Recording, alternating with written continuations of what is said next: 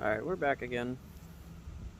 You guys wanted me to show how I installed my subs, so I'm gonna go ahead and do that.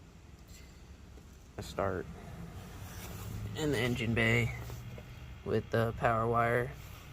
Got it connected to positive terminal, and taking it off, the nut actually broke, so I just used the extra 10mm I had, put that on there. And I got it running through, and if you watch my other videos, I always run it to the same place. It's behind the battery. There's a grommet that I go through in the firewall, and there's a couple other videos, but it is on an automatic. And they go through the port where the manual is. So I go through the grommet that is right above the clutch pedal, if you can see right there. And for my underglow and basically everything I have, I run through there. It just seems like the easiest place. And I went ahead and ran it through here, and I took off all of this trim, ran it through here, leading back, running it through here, and then I went behind the seat. I'll actually pull the seat up for you so you can see. I went ahead and went right there behind it, under here, going up to the amp, and it seemed easiest for me that I just mounted the amp straight to the back seat. And you are gonna need an LC2 line out converter. This is the LC2i, and for what I did for the head unit, I'll explain on how to take the trims off. It's a pain to take the trims off, that's why I'm not doing it again. But you have to take this one off first, and it's held in with the metal clips. It's biggest pain to take off, I think this one is. And it just pulls off, and then there's T25, if I remember correctly, that hold this one on, that are under this. And to take this off, to get to the radio, this whole piece has to come off, surrounding the cluster and the radio. And that piece pops off over there, along with this one, and there's T25s holding that one on too, I believe. And then you can pull this whole thing out. And then the radio itself, it had special clips that you have to put in to pull the radio out. I think I used a paper clip, something, to pull it out, and it worked. And what I did behind the radio is I have wire cutters that grip onto the line and pull it open. And I stripped some of the wire back in the middle, not too close to the plug, around the middle, stripped it back, and then took a small little screwdriver and put a hole in the center and wrapped the speaker wire around it. And you have to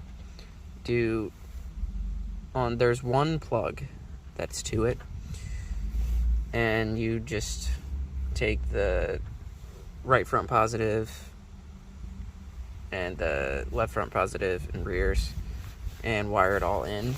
And then I ran the speaker wire through the dash over here, along here, going into here, and then I went down into here. And the same thing with the positive. I went along here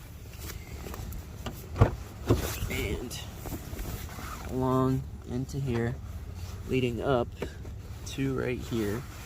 And how this is gonna go is the positives and negatives of the speaker wires will go into this port, which will then, and then the remote out, this blue wire, will attach into that one and go to the amp, and then also the positive and negative to power the LC2. I just ran with the amp also, so I got the positive and negative right there running to the amp. And then the RCAs, you go on the base out, you run those, and the shorter the RCA you can get, the better if you're having them side by side. Then I ran that to the RCA inputs in the amp.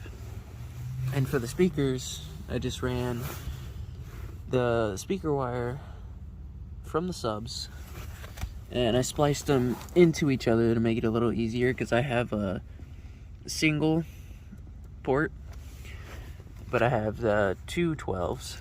So I spliced them into each other and ran it into one line into this amp. I'll go ahead and show you what subs I have.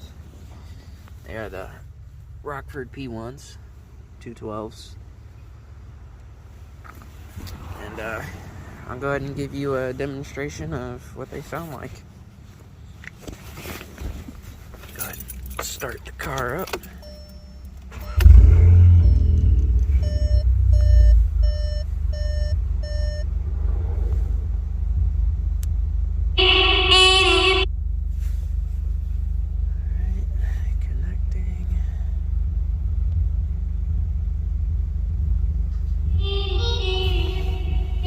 Go ahead and go to the back first.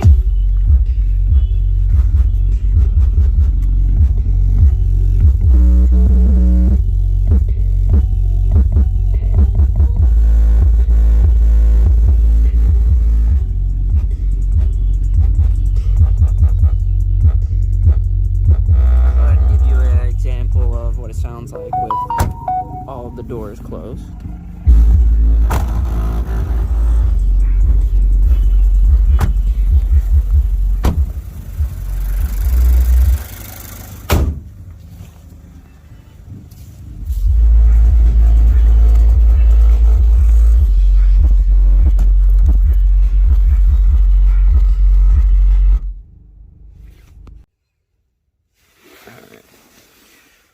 So I know in this video wasn't the best explaining, but